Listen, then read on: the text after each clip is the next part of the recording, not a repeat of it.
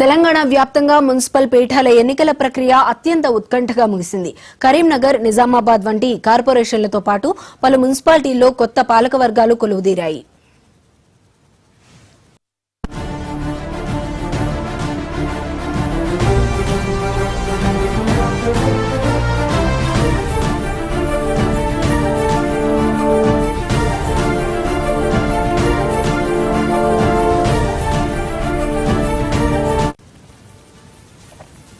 Karimnagar municipal corporation mayor ఎన్నికలో Bharatiya Janata party చారిత్రాత్మక విజయాన్ని నమోదు చేసింది.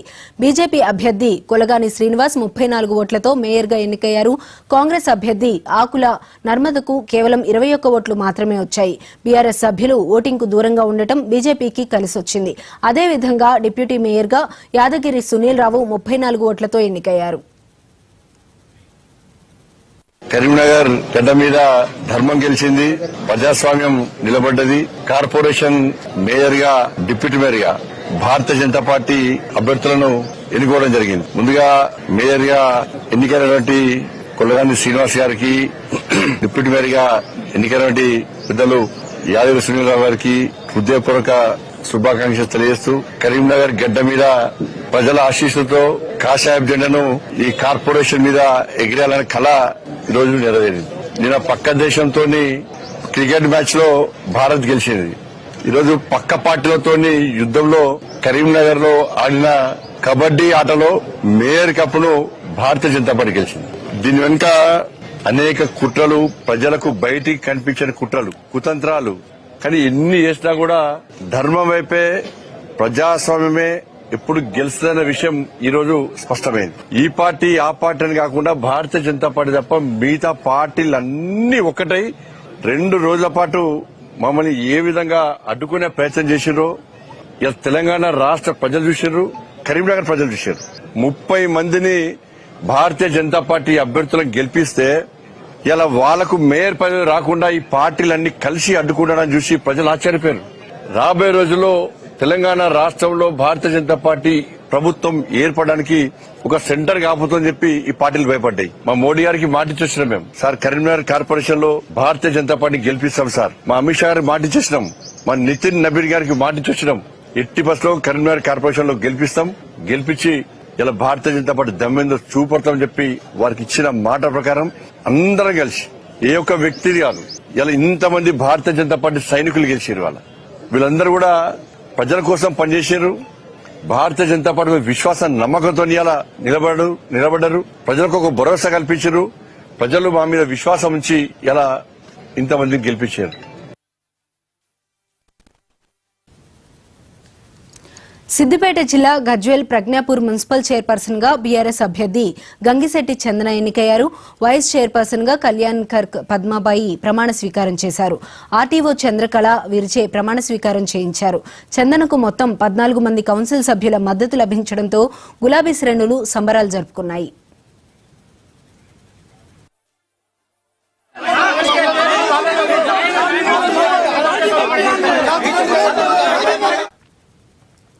ఉమ్మడి కరీంనగర్ జిల్లా రాజకీయాల్లో జమ్మికుంట మున్సిపల్ ఎన్నికల ఫలితాలు హీట్ పెంచాయి. జమ్మికుంట మున్సిపాలిటీపై బీఆర్ఎస్ పార్టీ తన జెండాను ఎగురవేసింది. నూతన మున్సిపల్ చైర్మన్ గా ములుగు ప్రశాంత్ కుమార్, వైస్ చైర్మన్ గా ముంతాజ్ అలీ జావేద్ ఎన్నికయ్యారు. ఈ సందర్భంగా హుజూరాబాద్ ఎమ్మెల్యే పాడి కౌశిక్ రెడ్డి సంచలన వ్యాఖ్యలు చేశారు. జమ్మికుంటలో బీఆర్ఎస్ పార్టీ నైతికంగా విజయం సాధించిందని, అభివృద్ధికి పట్టం కట్టిన ప్రజలకు కృతజ్ఞతలు తెలిపారు.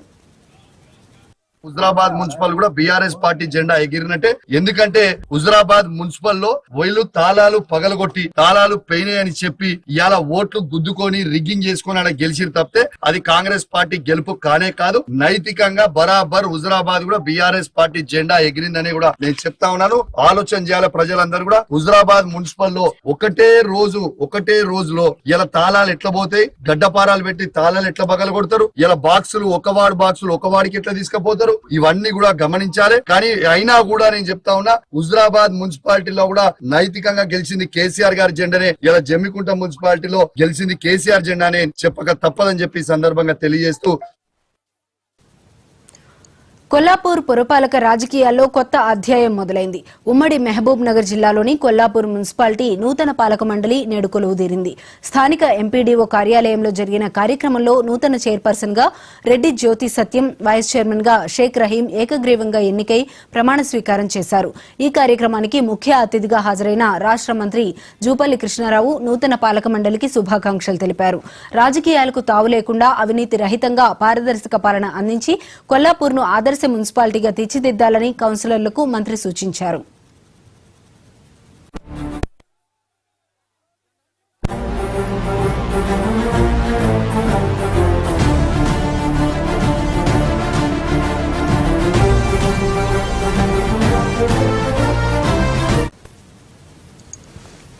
సిద్దిపేట జిల్లాలోని చేర్యాల మున్సిపాలిటీలో ఎన్నిక ప్రక్రియ ఏకగ్రీవంగా ముగిసింది. మున్సిపల్ చైర్మన్ గా మస్తాల అరుణ, వైస్ చైర్మన్ గా మేడిశెట్టి ఉమా ఏకగ్రీవంగా ఎన్నికయ్యారు. ఎన్నికల అధికారి వీరి ఎన్నికను అధికారికంగా ప్రకటించి పత్రాలను అందజేశారు. ఏకగ్రీవం కావడంతో చర్యలలో ఎలాంటి గందరగోళం లేకుండా పాలకవర్గం కొలువుదీరింది.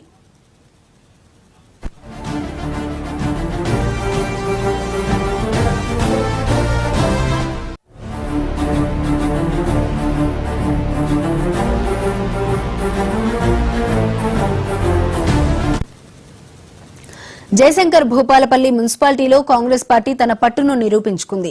కాంగ్రెస్ కౌన్సిలర్ బుర్ర కొమరయ్య మున్సిపల్ చైర్మన్ గా ఎన్నికై ప్రమాణ స్వీకారం చేశారు. స్థానిక ఎమ్మెల్యే, ఇతర ముఖ్య నేతల సమక్షంలో ఈ ప్రక్రియ ముగిసింది. గిరిజన ప్రాంతమైన ఇక్కడ కాంగ్రెస్ పీఠం దక్కించుకోవడం ఆ పార్టీకి సానుకూల అంశం.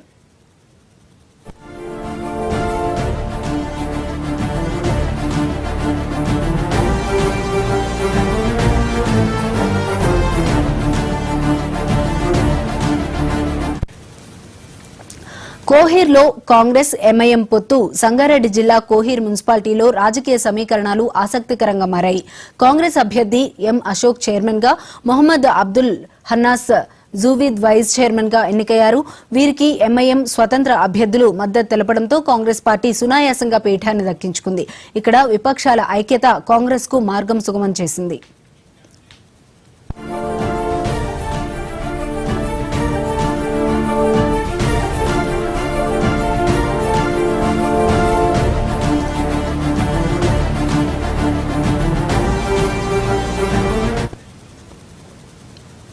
నిజామాబాద్ కార్పొరేషన్ మేయర్ ఎన్నికలో కీలక పరిణామం చోటు చేసుకుంది. కాంగ్రెస్, ఎంఐఎం, బీఆర్ఎస్ సభ్యుల మద్దతుతో కూరగాయల ఉమారాణి ముదిరాజ్ మేయర్ గా ఎన్నికయ్యారు. డిప్యూటీ మేయర్ గా సల్మా తాసిల్ ఎన్నికయ్యారు. చేతులు ఎత్తే పద్దతిలో నిర్వహించిన ఈ ఎన్నికలో అత్యధిక సభ్యులు వీరికి మద్దతు ప్రకటించారు.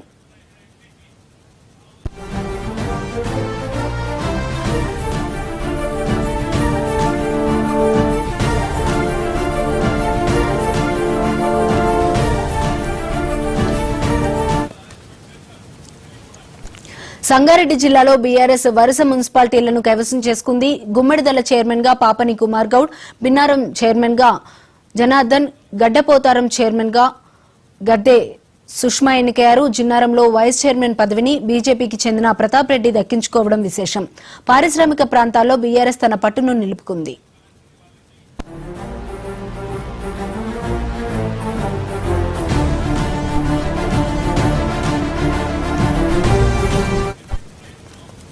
సిద్దిపేట జిల్లా హుస్నాబాద్ మున్సిపాలిటీలో కాంగ్రెస్ పార్టీ ఘన విజయం సాధించింది.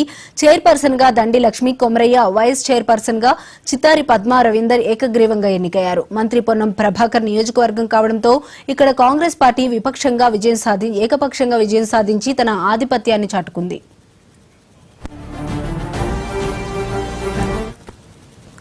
జనగామ మున్సిపాలిటీలో చైర్మన్ ఎన్నిక రసాభాసగా మారింది. ఎంపీ చామల కిరణ్ కుమార్ రెడ్డి ఎన్నికను వాయిదా వేయాలని పట్టుబట్టారు. 28వ వార్డు కౌన్సిలర్ కిడ్నాప్ కేసు తేలే వరకు ఎన్నిక జరపవద్దని ఆయన అభ్యంతరం వ్యక్తం చేశారు. కాంగ్రెస్ నుండి బాలమణి, బీఆర్ఎస్ నుండి సుగుణాకర్ అభ్యర్థులుగా ఉన్నప్పటికీ గందరగోళం కారణంగా ప్రక్రియ నిలిచిపోయింది.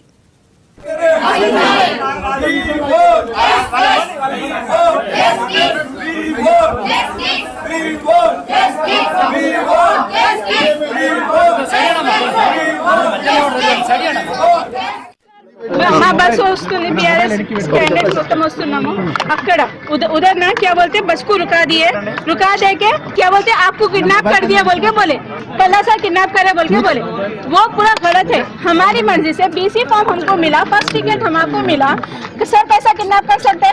वो हमारे विलिंगनेस से हम सर के साथ चले।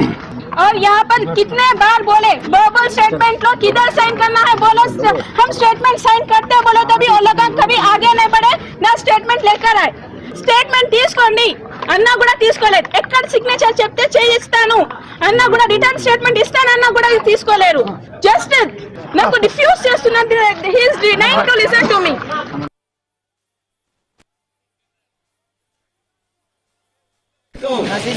కాంగ్రెస్ గుండాయిజం, కాంగ్రెస్ గుండాయిజం